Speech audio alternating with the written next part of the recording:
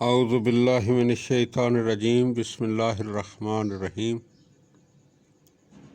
تمام سننے والوں کی خدمت میں میرا سلام پہنچے۔ عقائد تشیع کے ذیل میں نبوت اور نبوت کے ذیل میں آج ہمارا موضوع اسلام اور دوسرے مذہبوں کی سچائی ثابت کرنے کا طریقہ۔ جب کوئی شخص دین اسلام کے صحیح اور درست ہونے کے متعلق ہم سے بحث کرے تو ہم اس سے اسلام کے لافانی معجزے یعنی قرآن مجید کے متعلق بحث کر سکتے ہیں۔ اس طریقے سے اسے اسلام کی سچائی کا قائل کر سکتے ہیں،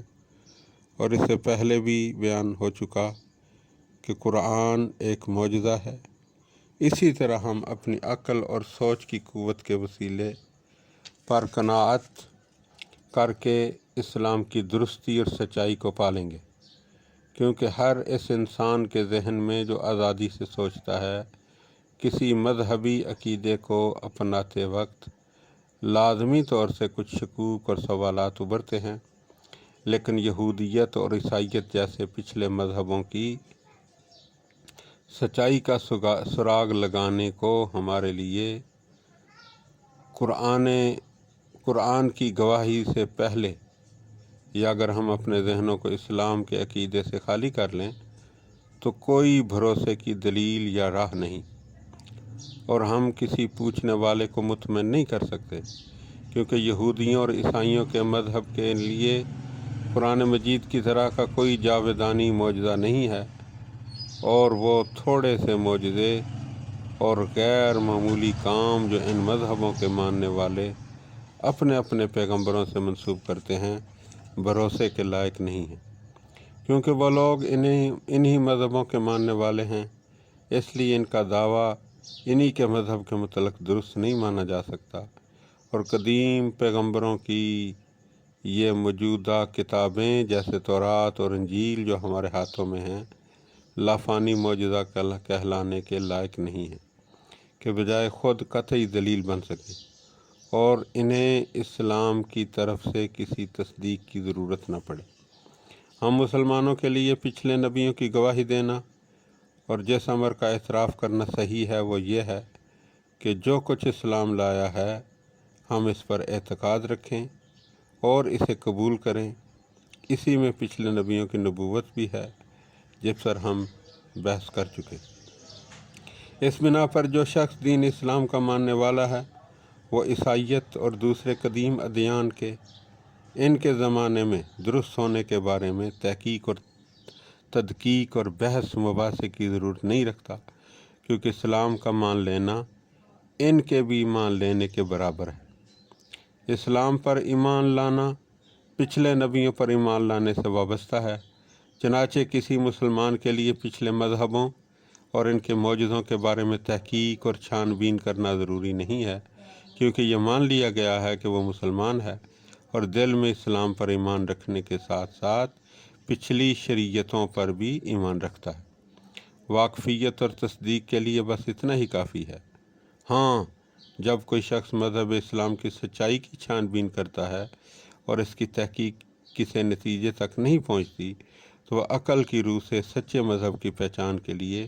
غور و فکر کے واجب ہونے کے لحاظ سے اس کو لازم ہے کہ وہ عیسائیت کی تحقیق کرے، تاکہ اگر وہ سچا مذہب ہے تو اس کی پیروی کرے، اس لیے کہ عیسائیت اسلام سے پہلے کا آخری مذہب ہے، اور اگر اس مذہب کی تحقیق کے بعد اس کی درستی کے بارے میں اطمینان نہیں ہوا تو پھر یہودیت کی تحقیق کرے، پھر اسی طرح دوسرے قدیم مذہبوں کی تحقیق کرتا چلا جائے جب تک وہ ان مذہبوں میں سے کسی ایک مذہب کی سچائی کا قائل نہ ہو جائے، اور اگر اپنی تحقیقات میں وہ کسی نتیجے پر نہ پہنچے تو پھر تمام مذاہب کو چھوڑ بیٹھے۔ البتہ جو شخص یہودیت یا مسیحیت میں پلا بڑھا ہے اس کا کام اس کے بالکل خلاف ہے، کیونکہ یہودی اپنے ہی دین کے معتقد ہونے کے باعث مسیحیت اور اسلام کی صحت کے متعلق تحقیق نہیں کرتا، اسی طرح عیسائی اسلام کی درستی کے بارے میں چھان بین نہیں کرتا، لیکن عقل کی روح سے یہودیوں اور ان کی طرح عیسائیوں پر بھی واجب ہے کہ دین اسلام کی درستی کی تحقیق کریں۔ اور صرف اپنے ہی دین پر قناعت نہ کر بیٹھے، کیونکہ یہودی اور مسیحی اپنے اپنے دین کی خاتمیت کا دعویٰ نہیں کرتے اور نہ کسی ایسے دین کے آنے سے انکاری ہیں جو ان کے دین کو منسوخ کرنے والا ہو۔ حضرت موسیٰ اور حضرت عیسیٰ علیہ السلام نے یہ نہیں کہا کہ ہمارے بعد کوئی پیغمبر نہیں آئے گا، بلکہ یہ بزرگوار تو اپنے بعد میں آنے والے پیغمبر کے متعلق پیشن گوئیاں کر گئے ہیں۔ ایسی صورت میں یہ کب جائز ہے کہ یہودی اور عیسائی اپنے ہی عقیدے پر مطمئن ہو کر بیٹھ رہیں اور اپنے بعد کے دین کے متعلق جیسے یہودیت اور مسیحیت کے متعلق اور مسیحیت اور یہودیت اسلام کے متعلق تحقیق کرنے سے پہلے اپنے ہی مذہب سے دل کو وابستہ کر کے بیٹھ رہیں۔ فطرت اور صحت مند عقل کے مطابق انہیں لازم ہے کہ بعد کے مذہب کے بارے میں بھی کچھ کھوج لگائیں اور سوچ و بچار کریں۔ اگر ان کی درستی ان پر ثابت ہو جائے تو ان کی طرف چلے جائیں، ورنہ اپنے ہی دین کی صحت کے متعلق اطمینان حاصل کر لیں اور اسی عقیدے پر قائم رہیں۔ جیسا کہ ہم کہہ چکے ہیں، اسلام پر ایمان لانے کے بعد مسلمان کے لیے مختلف مذاہب کے بارے میں خواہ پچھلے مذاہب ہوں خواہ آنے والے تحقیق اور غور و فکر ضروری نہیں ہے، چونکہ اسلام پچھلے مذہبوں کی بھی تصدیق کرتا ہے۔ اس لیے کوئی مسلمان ان مذہبوں کی صحت کی دلیل کیوں تلاش کرے؟ ہر مسلمان مذہب اسلام کے متعلق یہ عقیدہ رکھتا ہے کہ پچھلے مذہب اپنے زمانے میں سچے تھے لیکن آج کل منسوخ ہو چکے ہیں اور اب ان کتابوں کے احکام اور ضابطوں پر عمل کرنا واجب نہیں رہا۔ اب رہا آنے والے مذہب کے بارے میں، تو چونکہ پیغمبر اسلام نے فرما دیا کہ لا نبی بعدی، میرے بعد کوئی نبی نہیں ہوگا، اور آپ ہمارے عقیدے کے مطابق صادق اور امین ہیں، اور قرآن کے مطابق وما ینطق عن الہویٰ ان ہو الا وحی یوحیٰ،